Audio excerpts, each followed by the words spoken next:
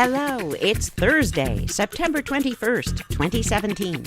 You are listening to Inception Radio Network, voice of the fringe majority. This is Carol Carl with UFO Headline News.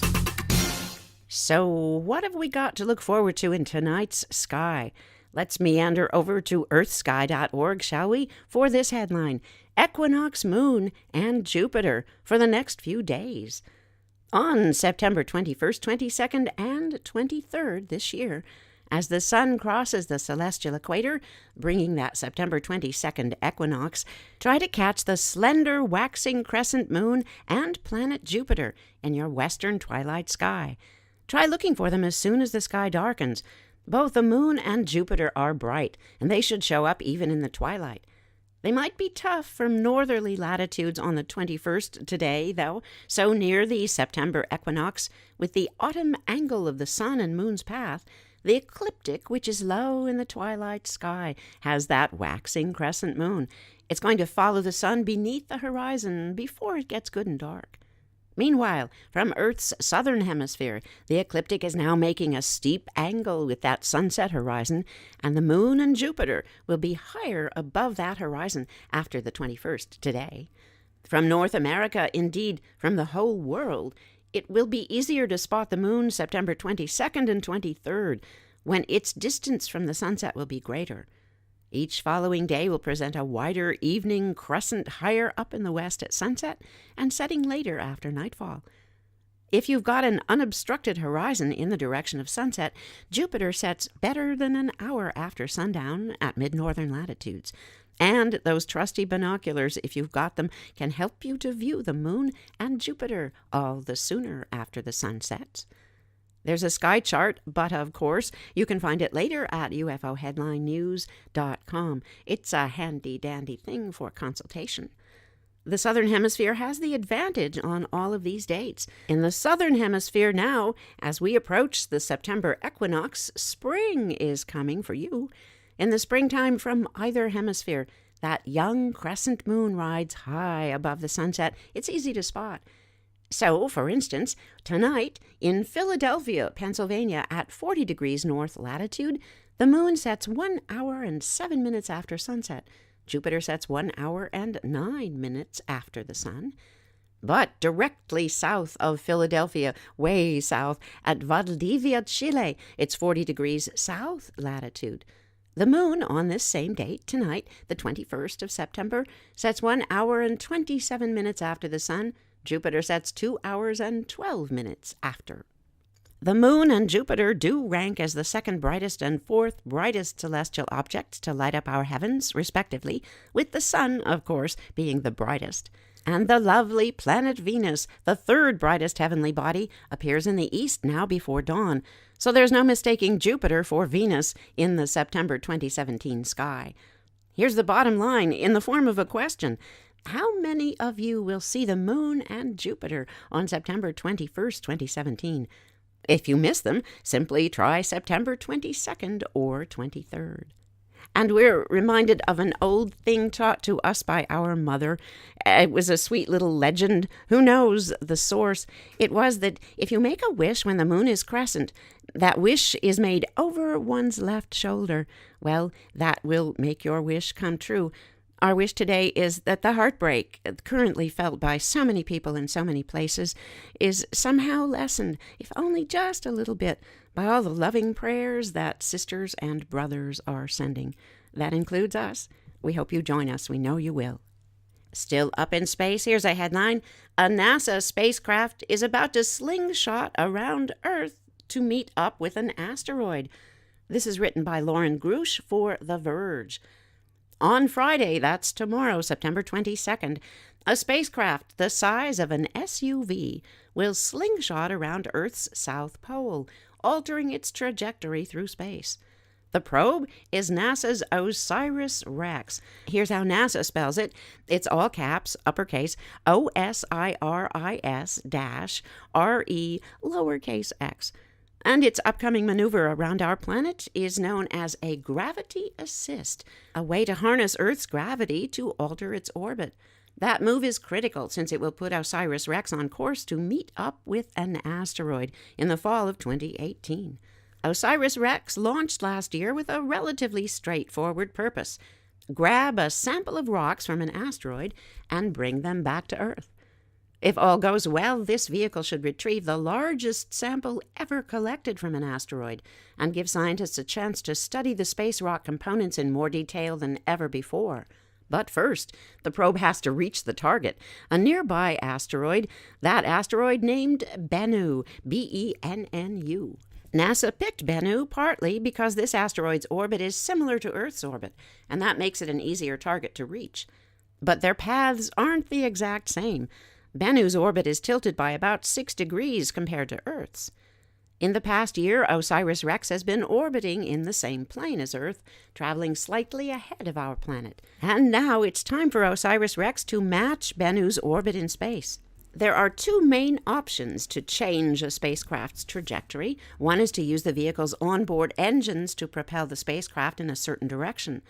The problem with this option is that it uses up the spacecraft's finite amount of fuel, and OSIRIS-REx would have needed a lot of fuel to alter its course to reach Bennu in time, more than it carries. So instead, the probe's navigators opted to use the second option, a gravity assist. Said Michael Moreau, a flight engineer at NASA's Goddard Space Flight Center, quote, "This was the only option to reach Bennu, launching in 2016. This maneuver has been used on many previous space missions to decrease or increase a spacecraft's speed and course. It's essentially an exchange of energy, similar to when a roller coaster speeds up while going down a hill. When OSIRIS-REx swings by Earth, it will steal a little bit of our planet's momentum in order to change its orbit. Earth is so massive that this maneuver won't really affect our planet, but OSIRIS-REx will change its speed and course by more than 8,400 miles per hour. That's nearly twice the amount the spacecraft would get if it used up all its fuel. This doesn't mean OSIRIS-REx is speeding up or slowing down, though. This gravity assist will mostly go toward changing the direction of the spacecraft's orbit. When the spacecraft flies over the South Pole Friday, OSIRIS-REx will shift its orbit by 6.2 degrees, putting it in the same place as Bennu. Quote, "We're targeting the spacecraft to fly by the Earth at a very specific point and time," end quotes, says Moreau. It will go something like this. OSIRIS-REx will approach the Earth at a speed of 19,000 miles per hour, flying over Australia first. It will then make its closest approach to Earth at 12:52 p.m. Eastern Time, coming within 11,000 miles of Antarctica. Around that time, the vehicle will lose contact with NASA since it will be out of range with the space agency's closest tracking stations. That blackout should last just 50 minutes, though, and NASA expects to regain communications around 1:40 p.m. Eastern Time.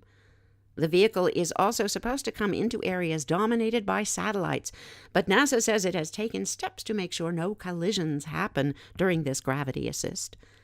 After Friday's maneuver, OSIRIS-REx will cruise through space for another year, reaching Bennu in October. At that point, the vehicle is supposed to fly around the asteroid for 2 more years, surveying the rock's surface, before it actually attempts to grab that coveted sample and return it to Earth. The gravity assist is the first step to getting there, and it will allow the mission team to meet up with Bennu exactly where they need to, while saving on fuel. And that's important, since OSIRIS-REx is going to need that fuel in the future. Asteroid Bennu is roughly 1,600 feet wide, around the height of the Willis Tower in Chicago, making it one of the smallest objects NASA has ever orbited. That poses a big navigation challenge for the mission team, requiring much more frequent maneuvers to keep the spacecraft where it needs to be. During its cruise, the team has only had to adjust the spacecraft's orbit every few months or so to stay on track. But once OSIRIS-REx reaches Bennu, there are times when the team will need to adjust the spacecraft's direction every 2 days. But first, Friday has to be a success. Says Michael Moreau, quote, "The velocity change of the gravity assist is larger than that of the other maneuvers we've been doing. It's a big effect," end quotes. OSIRIS-REx, such an ancient moniker for such a new device. Let's drift on back to Earth gently now, shall we? And we'll hover over the United Kingdom, where we get this UFO sighting from ukufo-.com. Headline, Daylight Sighting, Small Pale Object, Perranporth, Cornwall, August 22nd, 2017. The sighting time is charmingly listed as lunchtime. The witness is named Adam W. Here's what Adam W. has to say. So I'm sitting on Perranporth Beach looking up northwest at the high cirrus clouds, 45 degrees elevation, wondering if they mean rain. There's a stiff offshore breeze, but the high clouds appear to be moving slowly. I notice a small, pale, sharply defined object, in contrast to the clouds, which were diffuse. It seemed to be keeping pace with those clouds. This object was the kind of size you don't notice in peripheral vision, only when you happen to look straight at it. It gave the impression of great height. But airliners don't move like that, and it certainly wasn't a bird or a kite. I watched this thing for about a minute, and then I most deliberately looked away and back to make sure I could find it again. It was still there. So I reached down for my binoculars to see if I could make out what manner of aircraft this might be. As I attempted to focus on the object, it suddenly shot off to the southwest faster than I could follow. It made me jump. If this was a drone, it had extreme performance. Drones are amazing. They're undoubtedly necessary. They do good things. But this isn't one of them. If it is a drone, this confusion, the blur between something operated by a person on Earth and something operated by, well, shall we say other? Here's an other sighting from the same area, well, close by, Bracknell and the East Hampstead area.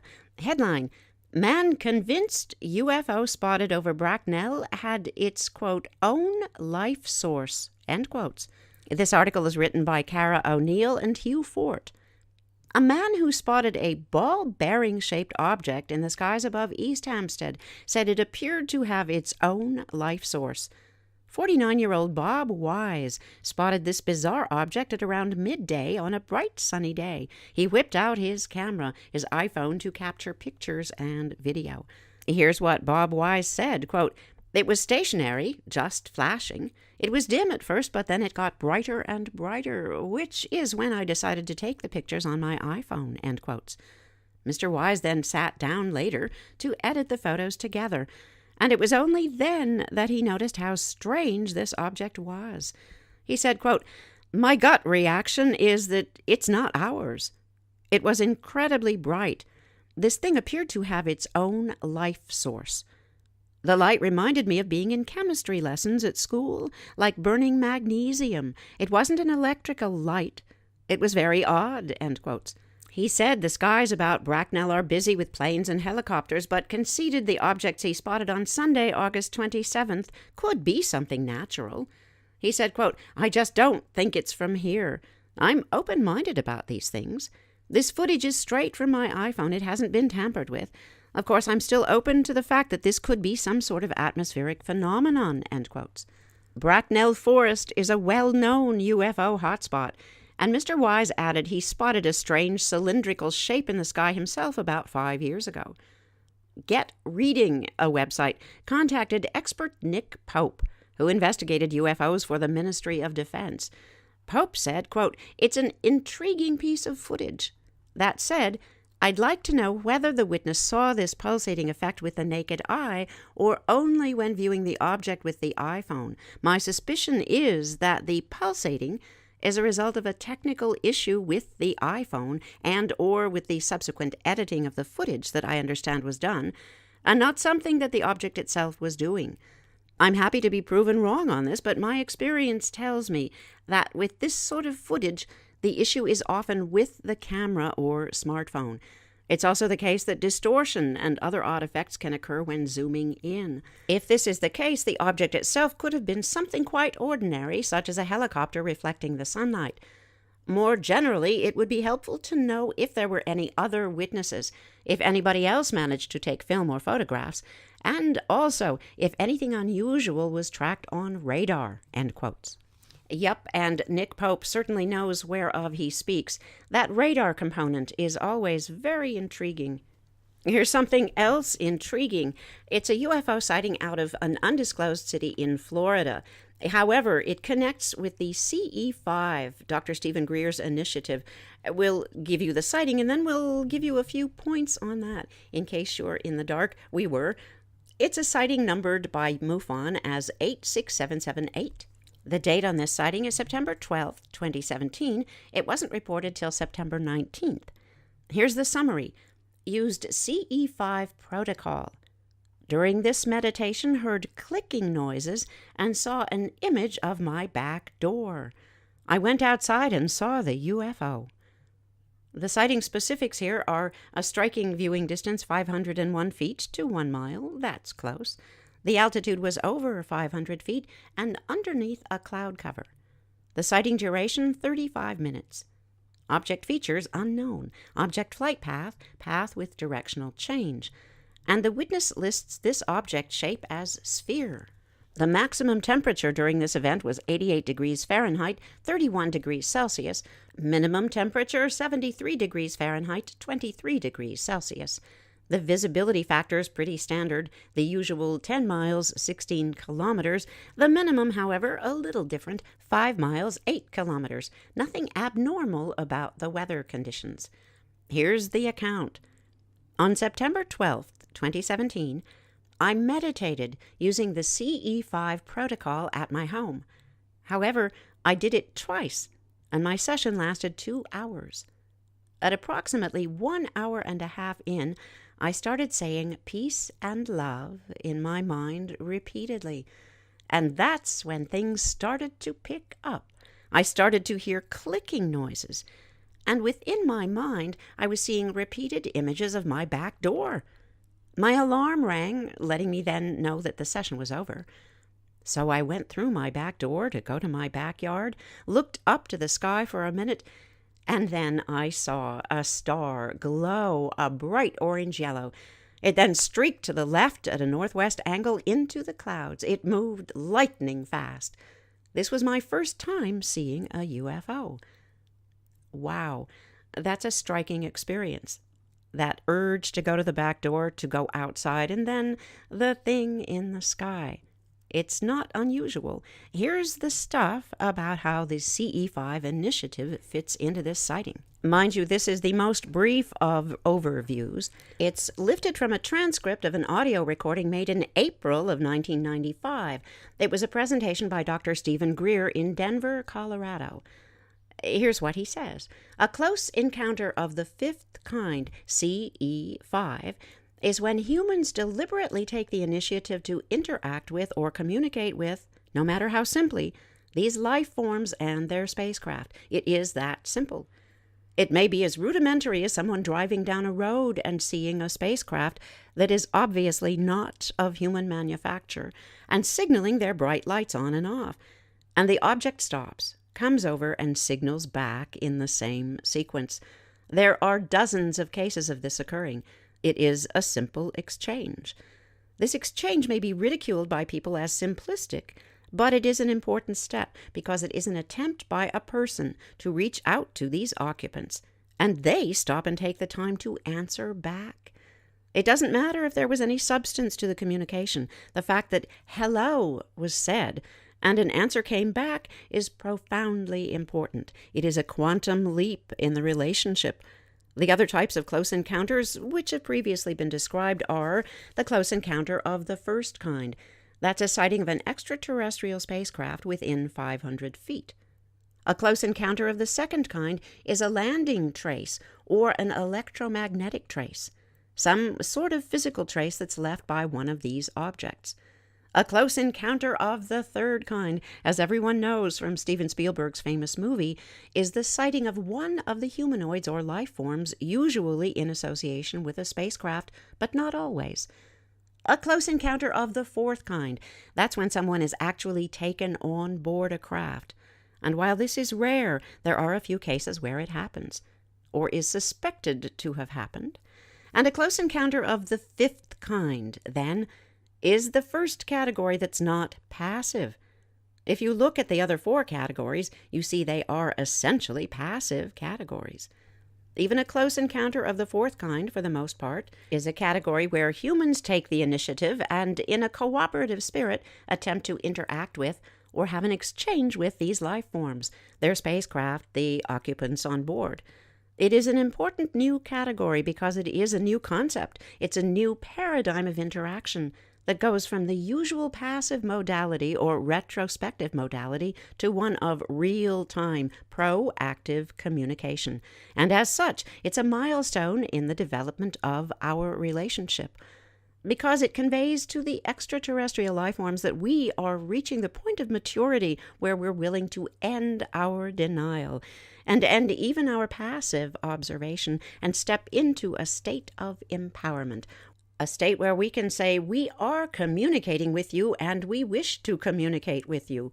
This is a very significant statement for us to make to ourselves and for us to make to these life forms. Our sense is that they have been waiting for this statement, not out of the barrel of a gun, but out of the minds and hearts of a sincere attempt to say hello for at least 40 or 50 years now in an intense way. So there you have it. Dr. Stephen Greer has a lot of detractors. This is an old statement made in 1995. However, his attempts are sincere, and this is a fascinating approach, we think. Let's whisk away now to an article by Cheryl Costa from her New York Skies blog. Here's the headline: An Illinois Close Encounter. The place was an isolated ranch in the wilderness of northwestern Illinois. A preteen had a close encounter there. On February 24, 2005, George, a 91-year-old man, was watching an ABC program on UFOs, a program hosted by Peter Jennings. Gentle listeners, time did not allow a sleuth on Google for this, but we're pretty sure if we typed in Peter Jennings UFO show, we could find it. After watching this program, he telephoned his adult daughter and inquired how to report a UFO sighting, a sighting from when he was a youth. Cheryl Costa notes that all names represented here were changed to respect the family's privacy. This UFO event occurred on an isolated ranch in the wilds of Henry County, Illinois. The ranch was located some 6 miles north of the town of Atkinson. The population of Atkinson was approximately 700 persons, and the Henry County population itself was only about 45,000 in those days, according to the census. The elder George tells us in his own words of the encounter, quote, "The event that I describe herein happened in 1925, between Christmas and New Year's. 3 people were present: Uncle James, Uncle Abel, and me. Uncle Abel was in the cow section of the barn, and Uncle James was in the horse barn." End quotes.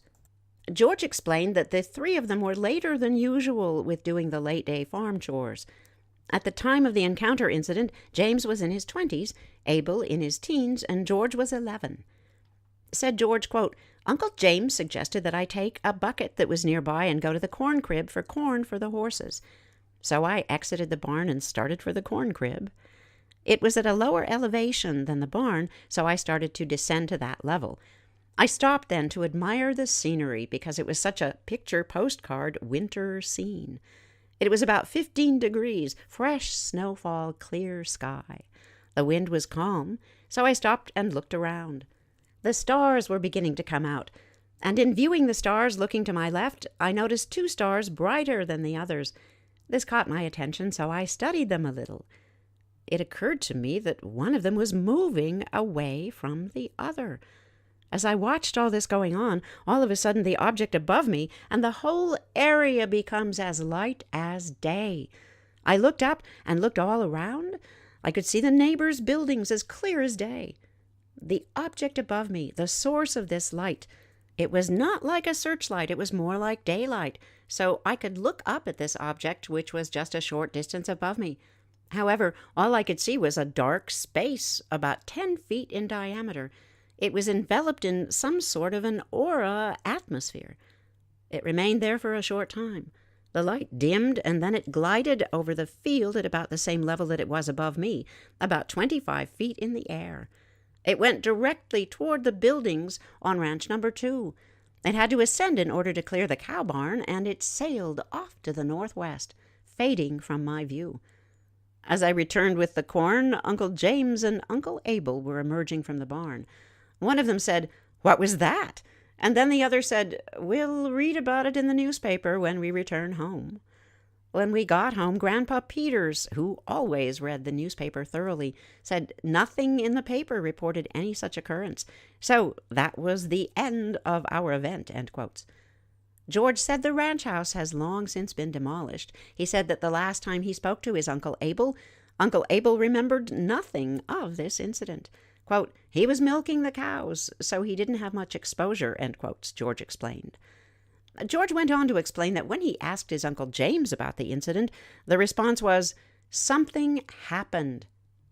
George's recollection of the event was simply, "I was not frightened." He described the bright object as looking like it was made of something similar to modern-day tinted glass. From 2001 through 2015, the great state of Illinois has logged 4,191 UFO sighting reports. Mind you, those are just the ones that get reported.